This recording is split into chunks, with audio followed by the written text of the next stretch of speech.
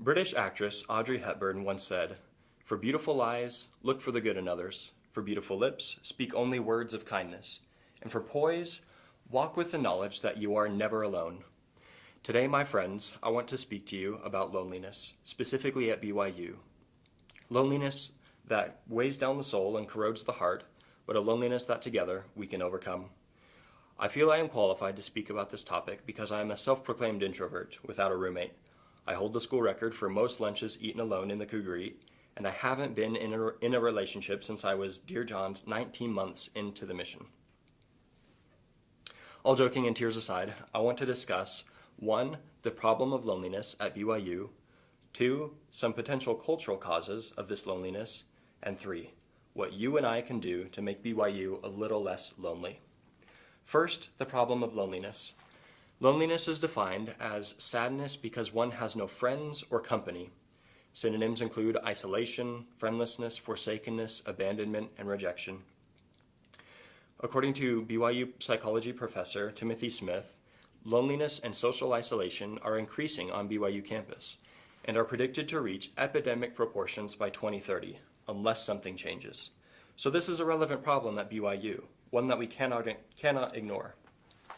One might ask why it matters. Why should we care if a fellow student feels lonely? That's normal sometimes, right? Maybe every now and then.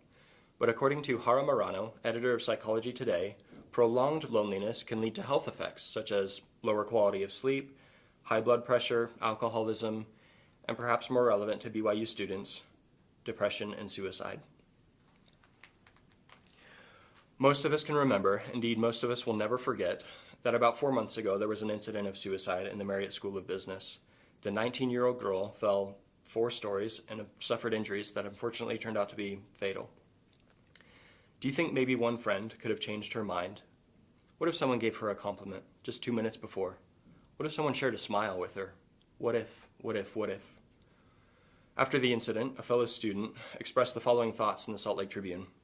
"I have a therapist on campus, and he is wonderful and well qualified, but I only see him once a month because he has too many clients to see in 1 week. For those of us who are in desperate need of care, we are lost in the masses of students who struggle." Second, what is causing this loneliness and lack of friends? Well, let's go back to the Cougar Eat, with which I am well familiar. More than a year ago, I noticed a curious behavior. Have you ever noticed how people often sit one to a table in the Cougar Eat? Remember, this is a place meant for eating and socializing. So why do you think this is? I surveyed 135 BYU students to ask them exactly that, and these are the results. 41% simply said it's awkward to sit with someone you don't know. 21% assumed they want their personal space. The rest of the results are spread between factors of homework, activities that don't promote socializing, and introversion, among others. But one of the saddest responses from the other section was, "I don't want to deal with people." To this and all of these, I pose the same question that BYU President Jeffrey R. Holland once asked. Have we made the Sunday greeting of Brother Jones and Sister Brown too common to remember why we say it?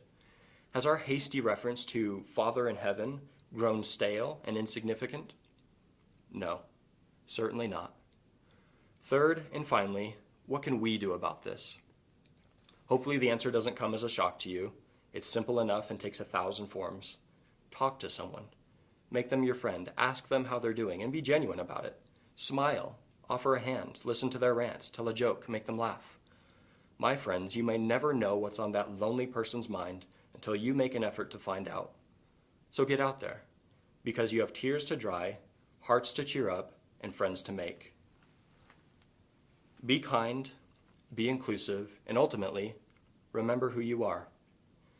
In conclusion, I invite us all, my introverted self included, to fight loneliness together. May we strive to help others walk with the knowledge that they are never alone, today, tomorrow, and forever. Thank you.